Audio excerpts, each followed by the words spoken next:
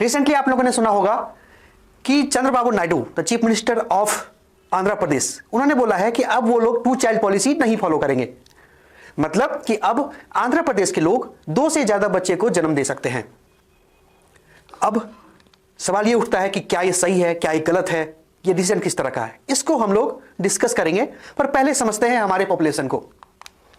हमारा देश 15 अगस्त 1947 को आजाद हो गया और आजादी के बाद जो पहला सेंसस हुआ वो 1951 में हुआ। 1951 के सेंसस में पाया गया कि देश में 36 करोड़ पॉपुलेशन है। देखते ही देखते विद इन 35 ईयर्स हमारे देश की पॉपुलेशन दुगुनी हो गई, क्योंकि आप देखेंगे कि 1991 के सेंसस में हमारे देश का पॉपुलेशन 84 करोड़ हो जाता है। इतना ही नहीं, अगर आप और 20 साल और वेट कर ले, 1991 से 2021 या अभी 21 का सेंसस तो आया नहीं है, बट 2011 का सेंसस अगर आप देखेंगे तो हमारा देश का पॉपुलेशन 121 करोड़ हो जाता है। इसका मतलब है कि 20 साल में ही हमने लगभग 40 करोड़ पॉपुलेशन जोड़ लिया अपने साथ। Recently United nation population fund ने बोला कि 2023 के मिड से India became the largest country in terms of population. ऐसे तो चाइना के पास सबसे ज्यादा पॉपुलेशन थी पहले, लेकिन अब हमारे पास 142 करोड़ पॉपुलेशन हो गया था 2023 में, तो इनको सरपास कर दिया हमने। इस रिपोर्ट के थ्रू अभी लेटेस्ट में अगर आप देखेंगे तो you will find the India का पॉपुलेशन जो है वो 145 करोड़ हो चुके हैं। सो इंडिया एक देश जहां पर सिर्फ 2.4% ऑफ द लैंड है, जहां पर सिर्फ 4% of the world's water resources है, ऐसे देश को around 17.7% of the world population को सर्वाइव करवाना है। तो क्या ऐसे देश में ऐसी डिस्कशन कि अब आप ज्यादा बच्चे पैदा करें, क्या ये सटीक है, क्या ये करेक्ट है? डिस्कस करेंगे इसको और ज्यादा। ऐसे अगर आप देखेंगे कि इंडिया का पॉपुलेशन जब इंडिया का लार्जेस्ट पॉपुलेशन हो गया तो ऐसे तरह के मुहिम्स भी चलने लगे हैं कि चाइना का पॉपुलेशन जो है along with that उनके पास डेवलपमेंट है, उनके पास बुलेट ट्रेन हैं, लेकिन हम लोगों ने अपने पैसेंजर ट्रेन के साथ पॉपुलेशन के हिसाब से चाइना को सरपास कर दिया। अगर आप इंडिया का इमेज खोजेंगे गूगल पर तो इस तरह का इंडिया का भूखमरी से रिलेटेड, पॉवर्टी से रिलेटेड आपको इमेजेस मिलेगा, और यही लगभग 25 करोड़ पॉपुलेशन का इस तरह का जो है सिचुएशन बना हुआ है। तो इस हालत में जब एक देश जहां पर इतना ज्यादा भुखमरी कि ग्लोबल हंगर इंडेक्स के अंदर इंडिया का रैंक आता है 105, इतना ज्यादा यहां पर ह्यूमन डेवलपमेंट इंडेक्स की प्रॉब्लम मींस ह्यूमन डेवलपमेंट से रिलेटेड प्रॉब्लम कि ह्यूमन डेवलपमेंट इंडेक्स में इंडिया का रैंक आता है 134 आउट ऑफ 193 कंट्रीज।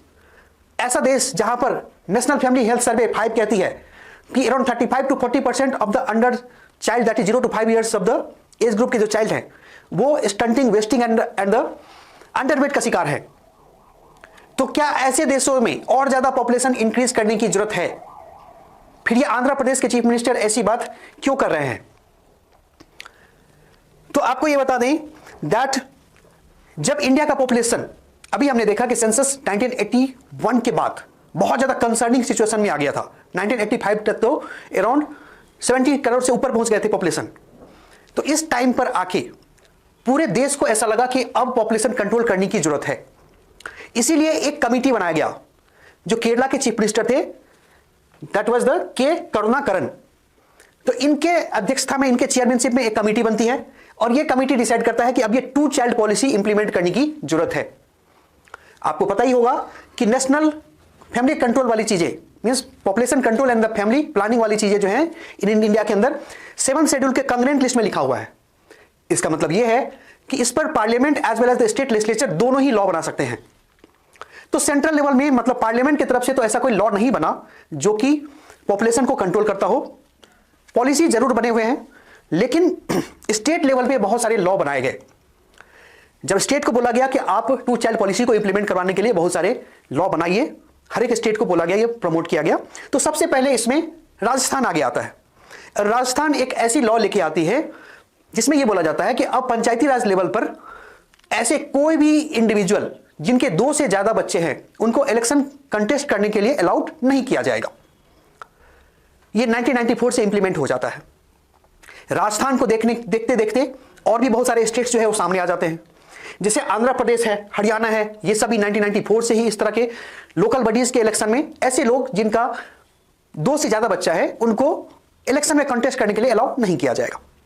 सिमिलरली बहुत सारे अदर स्टेट्स भी इस तरह के पॉलिसीज बना के लाते हैं, चाहे वो छत्तीसगढ़ हो, हिमाचल प्रदेश हो, मध्य प्रदेश हो, या महाराष्ट्र, गुजरात, बिहार, असम, इस तरह के लोग हों, तो ये सब सारे स्टेट्स भी टाइम एंड अगेन ये इस तरह की पॉलिसी जो है वो लेके आते हैं। कुल मिला के बात ये होता है कि लोकल लेवल पे, पंचायत लेवल पे जो है चीजें वो इस तरह से होगी कि अब जो है वो जिनके 2 से ज्यादा बच्चे हैं उनको इलेक्शन कंटेस्ट करने के लिए अलाउ ही नहीं किया जाएगा। कुछ स्टेट्स ने तो ऐसा भी किया कि जिनके 2 से ज्यादा बच्चे हैं उनको एलिजिबिलिटी नहीं होगी गवर्नमेंट एग्जाम्स में भी। राजस्थान में ये भी प्रोविजंस हैं अंडर द सेम एक्ट। ठीक है भाई, अब ये लॉ बहुत दिन तक तो चला हर एक स्टेट के। इनमें से कुछ स्टेट्स ने सोचा कि अब इन्होंने जो 2 चाइल्ड पॉलिसी इंप्लीमेंट किया है वो इनसे गलती हो गई, इसीलिए 4 स्टेट्स, छत्तीसगढ़, हरियाणा, हिमाचल प्रदेश, मध्य प्रदेश, ये 4 स्टेट्स जो है उस 13 स्टेट्स में से अपने आप को पीछे खींच लिया। एंड 2005 से अब ये लोग बोल रहे हैं कि अब ये 2 चाइल्ड पॉलिसी वाली चीजें जो है इन्होंने इंप्लीमेंट नहीं करेंगे। आपको यह भी बता दें कि यहां पर इंडिया के अंदर 2 से ज्यादा बच्चे करना एक क्राइम नहीं है। It is not an offence, it is not an criminal activity. ऐसा नहीं होगा कि अगर तीसरे बच्चे की जन्म हुई तो माता पिता दोनों को जेल में डाल दिया जाएगा। उस तरह के लॉ नहीं बनाए जा रहे हैं। आप एक इंडिपेंडेंट कंट्री, आप एक फ्री कंट्री में रह रहे हैं, तो इस तरह का लॉ नहीं बनाया जा सकता है। लेकिन लोगों को डिसइंसेंटिवाइज किया जा रहा है कि अगर सरकारी नौकरी की और इलेक्शन में कंटेस्ट करने की बात होगी, उसमें बोला जाएगा कि जिनको 2 से ज्यादा बच्चे हैं उनको नहीं अलाउ किया जाएगा, तो लोग मान जाएंगे एंड फिर फैमिली प्लानिंग को अच्छे तरीके से इंप्लीमेंट किया जा सकेगा। तो अभी तक तो हमने बात किया कि पॉपुलेशन इंक्रीज हो रहा था बहुत ज्यादा, उसको डिक्रीज करने के लिए बहुत सारे पॉलिसी बनाए गए, लॉ बनाए गए। लेकिन आपको सुन के ताज्जुब होगा कि कुछ कम्युनिटी के लिए बोला जा रहा है कि आपको पॉपुलेशन इंक्रीज करना है। फॉर एग्जाम्पल पारसी कम्युनिटी कि 2011 सेंसस के अकॉर्डिंग सिर्फ 57,000 पॉपुलेशन बच गई है देश के अंदर। अब ऐसे तो ये बहुत ही धनी मानी सुखी संपन्न लोग हैं। फॉर एग्जांपल अभी माननीय रतन टाटा की डेथ हुई तो वो भी पारसी कम्युनिटी के बिलोंग थे। अब उनकी शादी भी नहीं हुई थी, इतना सारा संपत्ति उनके पास, लेकिन उनको भोगने वाला कोई नहीं। तो ये पारसी कम्युनिटी को मिनिस्ट्री ऑफ माइनॉरिटी अफेयर्स ने एक प्रोग्राम एंड पॉलिसीज बना के बोला, दैट वाज द जियो पारसी, कि आप लोग प्लीज अपना पॉपुलेशन इंक्रीज कीजिए, क्योंकि अगर आपकी पॉपुलेशन इसी तरह से घटती रहेगी तो फिर आपको बहुत ज्यादा प्रॉब्लम है। एंड हम लोग चाह रहे हैं कि आप लोग अपना पॉपुलेशन इंक्रीज कर सकते हैं। तो ये पॉलिसी भी है। दूसरी कि माहेश्वरी कम्युनिटी को बोल रही है कि अगर उनके कम्युनिटी में किसी भी कपल के द्वारा जब तीसरा बच्चा होगा तो उस कपल को माहेश्वरी कम्युनिटी 50,000 की एफडी प्रोवाइड करेगी, फिक्स डिपॉजिट प्रोवाइड करेगी 50,000 रुपया। मतलब अगर आप माहेश्वरी कम्युनिटी के लोग हैं, अगर आपका तीसरा बच्चा जन्म हो रहा है, इसका मतलब है कि आपको 50,000 तो जरूर इंश्योर कर दिए जाएंगे उस बच्चे के लालन पालन के लिए। तो इसका मतलब है कि दोनों तरह की चीजें चल रही हैं देश के अंदर। कहीं पे तो पॉपुलेशन डिक्रीज करने की बात हो रही है, कहीं पर पॉपुलेशन इंक्रीज करने की बात हो रही है। दोनों ही तरह का सिनेरियो चल रहा है। एंड हमारा जो देश है उसको बोला जाता है that is a to India, कि एक जगह जहां पर अरबपतियों की कमी नहीं है, बिलियनर्स की कमी नहीं है, 200 से ज्यादा बिलियनर्स हैं, उसी तरह जो हमारा जो गरीब लोग हैं उसकी भी कमी नहीं है। अब सरकार खुद ही बोलती है कि वो 80 करोड़ लोगों को राशन बांट रही है। इसका मतलब है कि 80 करोड़ लोग राशन खुद से नहीं खरीद सकते। तो 2 तरह का इंडिया है। अब आप सोच के देखें, अगर ये मुकेश अंबानी साहब जो रिलायंस कंपनी के मालिक है, अगर उनका 3 बच्चे से ज्यादा भी होता, मान लो कि 5 भी होता, 10 भी होता, तो भी वो अपने बच्चों को अच्छी शिक्षा दे पाते, अच्छी एजुकेशन दे पाते, अच्छा हेल्थ केयर फैसिलिटी दे पाते, इंटरनेशनल लेवल की सारी सुविधाएं वो दे पाते, बिकॉज दे आर कैपेबल। लेकिन प्रॉब्लम तब आती है कि वही चीज जब एक गरीबों के ऊपर लगा दिया जाएगा। एक गरीब परिवार जो एक 10 बाय 10 के कमरे में 10 लोग रह रहे हैं, ऐसा गरीब परिवार अगर 2 से ज्यादा बच्चे को जन्म दे रहा है तो डेफिनेटली उस गरीब परिवार में उसको एजुकेशन देने की, उसको हेल्थ केयर सर्विसेज देने की, उसको बाकी सारी सुविधाएं देने का पैसा नहीं होगा। एंड उस केस में फिर जब वो बच्चे बड़े होंगे तो डेफिनेटली उनको अच्छी काम नहीं मिलेगी, उनके पास स्किल सेट कम होगा, तो वो एक बर्डन की तरह से होंगे, उनका लाइफ हो सकता है कि अच्छा नहीं बीते। तो ये 2 तरह की इंडिया की बात चल रही है। Also coming to the main topic, कि ये जो आंध्र प्रदेश वाला सरकार है, ये जो चंद्रबाबू नायडू की सरकार है, इन्होंने क्यों ऐसा बोल दिया कि अब वो 2 चाइल्ड पॉलिसीज को इंप्लीमेंट नहीं करेंगे। इस डिस्कशन पे आते हैं। इसको समझने के लिए आपको यह समझना होगा कि वन चाइल्ड पॉलिसी चाइना का इंप्लीमेंट किया गया था इन 1979। अब इस वन चाइल्ड पॉलिसी में चाइना ने बोला कि एक हस्बैंड और वाइफ जो होंगे उनको सिर्फ एक ही बच्चा हो सकता है। अब आपको अच्छी तरीके से पता है कि almost all the country of the world they are very patriarchal in nature. China भी इस पेट्रियार्की का शिकार है। तो चाइना के अंदर भी जब लोगों को बोला गया कि आप एक ही बच्चा कर सकते हैं, तो सब लोग क्या करने लगे कि बॉय चाइल्ड को प्रीफर करने लगे। गर्ल चाइल्ड का पॉपुलेशन जो है बहुत ज्यादा कम रह गया। तो ये सेक्स रेशियो बहुत ज्यादा डिस्टॉर्ट हो गया। बॉय चाइल्ड बहुत ज्यादा लोग आ गए और गर्ल चाइल्ड जो है वो काफी ज्यादा कम हो गया इन द कंट्री। इसीलिए 2016 के अंदर चाइना को अपना वन चाइल्ड पॉलिसी खत्म करना पड़ा। अब यही चीज अगर आप इंडिया पे इंप्लीमेंट करते हैं, अगर आप बोलते हैं कि टू चाइल्ड पॉलिसी इंडिया में इंप्लीमेंट करना है, तो हम तो चाइना से ज्यादा पेट्रियार्कल सोसाइटी है। हम तो यहां पर और ज्यादा पेट्रियार्कल, पेट्रीलोकल, पेट्रीलिनियल सोसाइटी है।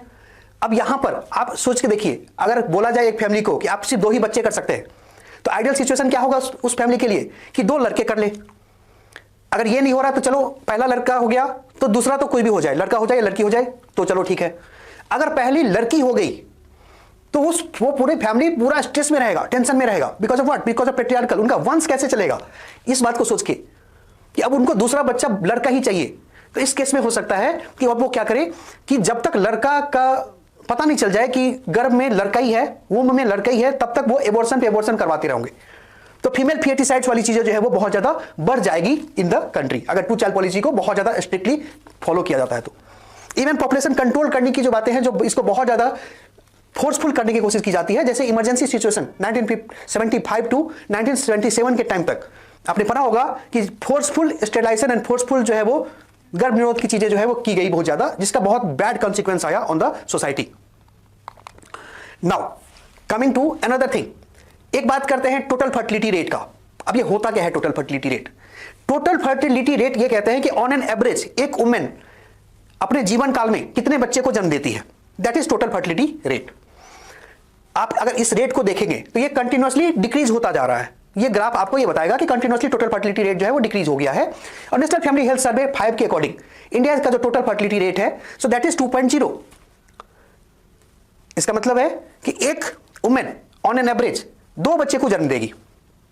आपको ये भी बता दें कि 2.1 को कहा जाता है रिप्लेसमेंट लेवल, कि अगर टोटल फर्टिलिटी रेट 2.1 होगा तो उसको रिप्लेस करेंगे। मतलब कि अगर 2 हस्बैंड एंड वाइफ है और टोटल फर्टिलिटी रेट 2.1 है, इसका मतलब है कि अब हस्बैंड और वाइफ का 2 बच्चे होंगे, मतलब हस्बैंड वाइफ मर गए तो उनके बाद जो है सिर्फ 2 ही बच्चे बच गए जो कि बड़ा हो जाएंगे, राइट। तो पॉपुलेशन एक स्टेबलाइज हो जाएगा। तो ये तो इंडिया लेवल की बात है। लेकिन यही बात अगर आप देखेंगे टोटल फर्टिलिटी रेट का, तो हर एक स्टेट में ये total fertility rate different different आपको मिलेगा। कुछ स्टेट साउथ के तो ऐसे हैं जहां पर जो नेशनल एवरेज है उससे भी काफी कम है। बिकॉज आपको दिख जाएगा कि 1.7, 1.8, 1.5 भी है टोटल फर्टिलिटी रेट। इसका मतलब है कि अब इन सब सारे स्टेट्स में रिप्लेसमेंट लेवल से नीचे है। इनका मतलब अब इनका पॉपुलेशन जो है वो डिक्रीज कर रहा है। यही दूसरे स्टेट्स ऐसे भी हैं बिहार टाइप के, बिहार, उत्तर प्रदेश, जहां पर टोटल फर्टिलिटी रेट जो है वो अभी भी 2.1 से ऊपर है, अभी भी रिप्लेसमेंट लेवल से ऊपर है। बिहार में टोटल फर्टिलिटी रेट इज 3.0। इसका मतलब है ऑन एन एवरेज एक महिला 3 बच्चे को जन्म देती है बिहार में, which is highest in the country. तो ये कंसर्निंग है। इसका मतलब है कि बिहार में, उत्तर प्रदेश में एंड बाकी जगह जहां भी 2.1 से ऊपर है, यहां सब पे अभी भी पॉपुलेशन इंक्रीज करेगा देश का। अब ये ऐसे स्टेट्स हैं जो ऑलरेडी बैकवर्ड है। साउथ के स्टेट्स जो रिलेटिवली मोर डेवलप्ड है, अब वहां पर जो है पॉपुलेशन कम होता जा रहा है। और जो बैकवर्ड डिस्ट्रिक्ट हैं, जो बैकवर्ड डिस्ट्रिक्ट्स हैं एज वेल एज स्टेट्स हैं, वहां पर पॉपुलेशन अभी भी बढ़ ही रहा है। तो ये बहुत बड़ी चैलेंज है, बहुत बड़ा कंसर्न है। Another good thing about India's population is that कि इंडिया का जो पॉपुलेशन है वो अभी के टाइम पर जो 15 to 64 years of the age group है उसमें 68% ऑफ द पॉपुलेशन है, जो कि बहुत अच्छी बात है। इसका मतलब कि 15 to 64 years of the age group, इस पॉपुलेशन को कहा जाता है वर्किंग एज पॉपुलेशन। मतलब 68% ऑफ द लोग ऐसे हैं इंडिया में जो काम कर सकते हैं। जो इन 68% पॉपुलेशन पे जो डिपेंडेंट है वो कम है। जो 64 साल से ऊपर है और जो 15 साल के नीचे है वो डिपेंडेंट पॉपुलेशन माना जाता है। तो ऐसे पॉपुलेशन जो है वो कम है। ये एक देश के लिए बहुत अच्छा इंडिकेटर होता है। So India is enjoying the demographic dividend currently, and ये ऐसा एक्सपेक्टेशन है कि ये 2055-56 तक इंडिया डेमोग्राफिक डिविडेंड को एंजॉय करता रहेगा। तो अच्छा है भैया। Then the median age of the population, अगर आप इंडिया का कंसीडर करें, पूरे देशवासी को कंसीडर करें और उनके एज को कैलकुलेट करें और उनका एक एवरेज निकालें, तो पता चलेगा कि इंडिया का मीडियन एज जो है वो 29.2 है। इसका मतलब कि इंडिया में युवाओं की संख्या ज्यादा है, युवा एज वाले ज्यादा हैं, तो यहां पर काम करने की क्षमता ज्यादा है। यहां पर अभी जो डेवलपिंग कंट्री है इसको डेवलप किया जा सकता है। दूसरे कंट्री से अगर आप कंपेयर करेंगे तो जापान, इटली, पुर्तगाल, इन सब में से 45 से प्लस हो चुका है। मतलब यहां के पॉपुलेशन जो है वो ज्यादातर ओल्ड एज वाले हैं, या जो ओल्ड एज से पहले 50s के अराउंड उस तरह के लोग हैं। तो इनके पास वर्किंग कैपेसिटी बहुत ज्यादा नहीं होगा, जो कि हमारे पास है। तो ये तो अच्छी बात है। अब बात करते हैं यही सारी चीजों को आंध्र प्रदेश के टर्म्स में। आंध्र प्रदेश, वहां पे टोटल फर्टिलिटी रेट 1.5 पे आ चुका है।